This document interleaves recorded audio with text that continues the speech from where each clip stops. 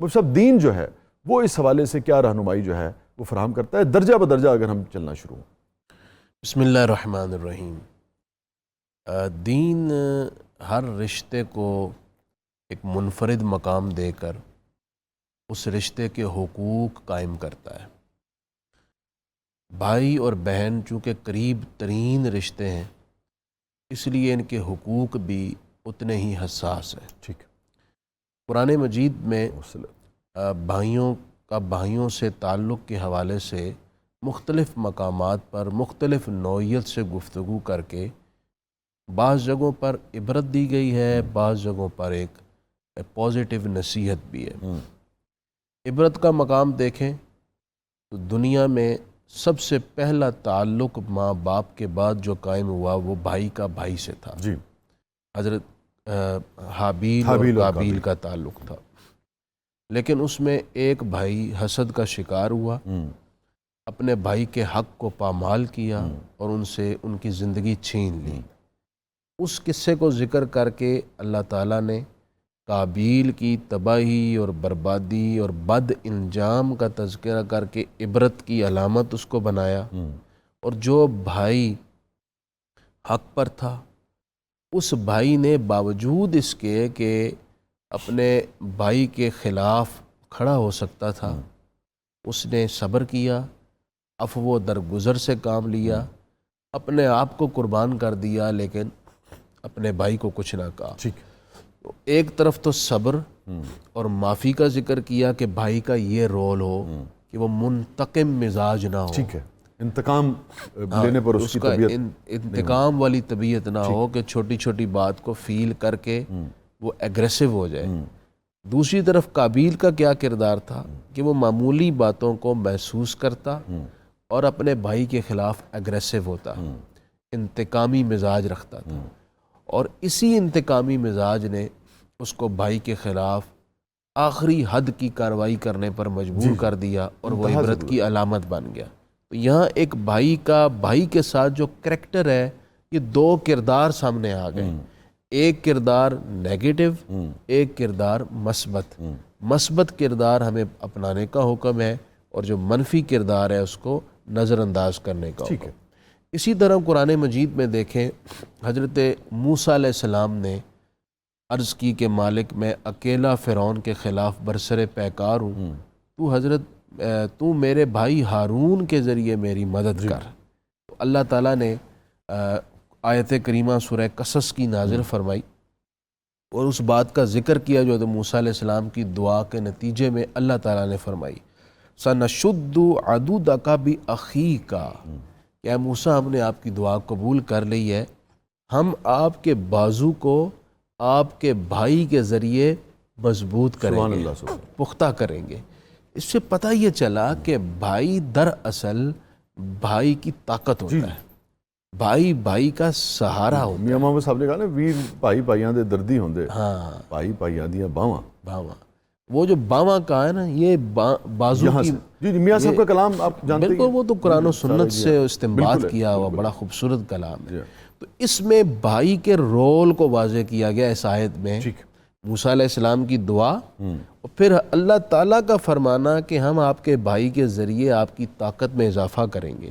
تو اس سے ایک بات سمجھ میں آئی کہ اصل میں بھائی کا بھائی کے لیے رول کیا ہے کہ وہ ایک دوسرے کا بازو بنے، ایک دوسرے کا سہارا بنے، ایک دوسرے کا مشکل وقت میں ڈھارس بنے، ایک دوسرے کا سکون، چین اور اطمینان بنے۔ جب یہ سارے اوصاف بھائی بھائی ایک دوسرے کے اندر پیدا نہیں کریں گے، اس وقت تک اس رشتے کا جو اصل مقصد ہے وہ پورا نہیں ہوگا۔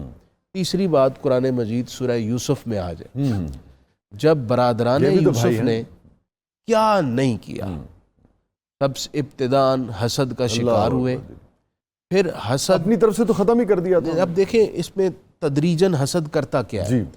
اچھا، اس سے ایک بات یہ پتہ چلی کہ حسد صرف غیروں سے ہی نہیں ہوتا، بھائی کا بھائی سے بھی حسد ہوتا ہے۔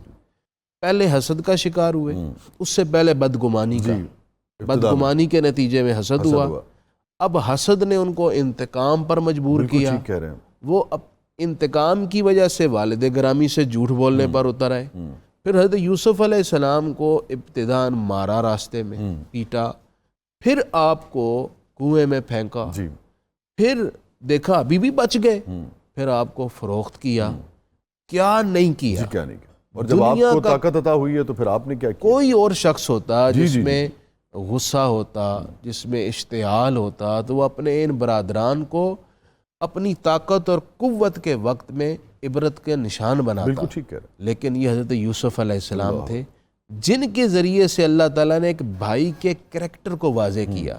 حضرت یوسف علیہ السلام جب اقتدار پر براجمان ہوئے تو آپ نے اپنے اقتدار کا اپنے بھائیوں کے خلاف استعمال نہیں کیا، نہ صرف اپنے برادران کو معاف کیا، لا تثریب علیکم اليوم فرما کر، بلکہ ان کی ہر قسم کی معاونت کی، اور اس کے بعد ساری فیملی کو اپنے ساتھ اکٹھا کر لیا۔ اس سے بھائی کا رول کیا سمجھ میں آیا کہ بھائی اگرچہ چھوٹا ہی کیوں نہ ہو، حضرت یوسف علیہ السلام ان سے عمر میں چھوٹے ہیں، بڑے بھائیوں نے زیادتی کی ہے، لیکن چھوٹے بھائی کا ظرف دیکھیں کتنا بڑا ہے اپنے برادران کے لیے، انہیں معاف بھی کیا، ان کی مشکل وقت میں ان کی طاقت، ان کا سہارا، ان کی ڈھارس بنے، ان کا مداوا بنے، اور ان کو تنہا نہ چھوڑا۔ آج مسئلہ کیا ہے؟ میں ایک جملہ کہنے دیں، اگلے مرحلے پہ ایک جملہ کہوں گا، معمولی سی پراپرٹی اور چند ایک روپے اور دولت کے عوض بھائی بھائی کا دشمن ہے۔ ہر تیسرے گھر کی یہ کہانی ہے۔ میں صرف ایک جملہ کہنا چاہ رہا ہوں، خدا کی قسم، کہ بھائی کا بھائی کے ساتھ رشتہ اتنا بڑا ہے، اگر ایک بھائی اپنی ساری دولت اور سب کچھ اپنے بھائی کے اوپر قربان کر دے، اسے دے دے اور رشتہ بچا لے، تو یہ بھی چھوٹی بات ہوگی۔ بالکل ٹھیک ہے، یہ کوئی بہت بڑی قربانی نہیں ہوگی، یہ رشتہ اتنا بڑا ہے۔ اچھا شاہ جی، میں آپ کی طرف آؤں گا۔ یہ جو میں نے سوال شاہ صاحب سے ابتدا میں کیا کہ یہ تو جبلت میں ہو گیا، سرشت میں ہو گیا، اور جتنی بڑا سٹیکس ہیں، مثلا ہمیں خاص طور پہ اگر مسلمان بادشاہوں کی آپ تاریخ دیکھیں تو سب کی نہیں مگر بیشتر کیا ملوکیت جہاں آئی ہے وہاں آپ جانتے ہیں کہ کیسے بھائی نے بھائی کا خون کیا ہے، کیسے باپ کو ایک کونے میں بند کر دیا ہے کہ وہ ایک چھوٹے سے سوراخ سے باہر کی دنیا دیکھتا رہا، سگا باپ۔ باقی اس کے بعد کیا ہوا، پھر شاہ جہاں کے بعد کیا ہوا، وہ بھی ساری تاریخ ہے، ہم سب اس سے آگاہ ہیں۔ تو پھر گلہ کیسا؟ نہیں، جبلت میں کیسے داخل ہو گیا؟ حابیل اور قابیل کا ابتدا میں اگر آپ دیکھیے، حابیل اور قابیل کا ایک دوسرے کا دشمن ہونا، اس کا مقصد یہ نہیں ہے کہ جبلت میں اور انسان کی فطرت میں ایک دوسرے سے لڑنا جھگڑنا، یہ چوائس ہے آپ کی، اس کا مطلب ہے جبلت کا مطلب ہے کہ انسان کی تخلیق جن اوصاف پر ہوئی ہو اسے جبلت کا حصہ کہا جاتا ہے۔ بات دراصل یہاں پر مختلف ہے۔ وہ بات یہ ہے کہ انسان کو اللہ تعالیٰ نے پیدا کرنے کے بعد اچھائی اور برائی کی تمیز دے دی۔ یہ اچھا راستہ ہے، ٹھیک ہے، یہ برا راستہ ہے۔ حابیل نے اچھا راستہ اختیار کیا، قابیل نے برا راستہ اختیار کیا۔ حابیل کو پتہ ہے بھائی پر دست دراز کرنا ظلم ہے، قابیل کو بھی علم تھا کہ بھائی کا قتل کرنا ظلم اور زیادتی ہے۔ دونوں نے آسمان سے اتری ہوئی آگ اور قربانی کی قبولیت بھی دیکھ لی تھی، جیسے کہ وہ تفصیلاً واقعہ ہے۔ تو قابیل نے بائی چوائس برا راستہ چنا، کس وجہ سے؟ وہ اپنی خواہش کے آگے مجبور ہو گیا۔ اس کی خواہش کیا تھی؟ نکاح میرا ہو، جبکہ قربانی نے بتایا نہیں، نکاح حابیل کا ہوگا۔ اب اس کی خواہش اور حرص اور طمع یہ تھی میرا نکاح ہو۔ اصل پرابلم یہی تو ہے معاشرے کے اندر کہ ایک بھائی ہر حرص اور خواہش کے آگے نہیں جھکا، دوسرے بھائی نے حرص اور خواہش کے آگے قانون الہی کو توڑ دیا۔ آج پرابلم یہی تو ہے کہ ہم دنیا کی خاطر بھائی بھائی کا دشمن، بیٹا باپ کا دشمن، رشتہ دار کا دشمن، بیسیکلی ہم اپنی خواہشات کے غلام بن گئے۔ ہم نفس کشی نہیں کرتے، نفس کی غلامی کرتے ہیں، نفس کو اپنی خواہشات کو پالتے ہیں، وہ خواہشات جو ناجائز ہیں۔ تو یہ حرص، طمع، خواہش، دنیا کا حصول، یہ وہ چیزیں ہیں جو ہمیں مجبور کرتی ہیں اور ہم زیادتی والا راستہ اختیار کرتے ہیں۔ صاحب یہ فرمائیے کہ جو درجہ بندی دین اسلام کرتا ہے وہ اب ذرا ہمیں بتائیے۔ جیسے ہم جانتے ہیں کہ ماں باپ کے کیا حقوق ہیں، پھر اس میں اسلام تو بڑی ہر چیز بڑی باریک بینی سے بتا دیتا ہے نا کہ ماں کے یہ درجہ ہے، باپ کا یہ درجہ ہے، تمہارے لیے ماں کا یہ درجہ ہے، تمہاری ماں کا دوسرے کے لیے یعنی کہ باپ کے لیے تمہارا یہ درجہ ہے، ایک ساری چیز بتائی ہوئی ہے. سو بہن بھائیوں کا ان کی پھر درجہ بندی کس طریقے سے کی جاتی ہے؟ جو بڑا بھائی ہے جی اسے اسلام نے باپ کا درجہ دیا واہ واہ، چھوٹے بہن بھائیوں کے حق میں. ٹھیک ہے. اور چھوٹے بہن بھائیوں پر جو بڑے بہن بھائیوں کے حقوق ہیں ان میں سے ایک یہ بھی ہے کہ وہ بڑے بھائی کا احترام اس طرح کریں جیسے وہ اپنے والد کا کرتے واہ ہیں. واہ.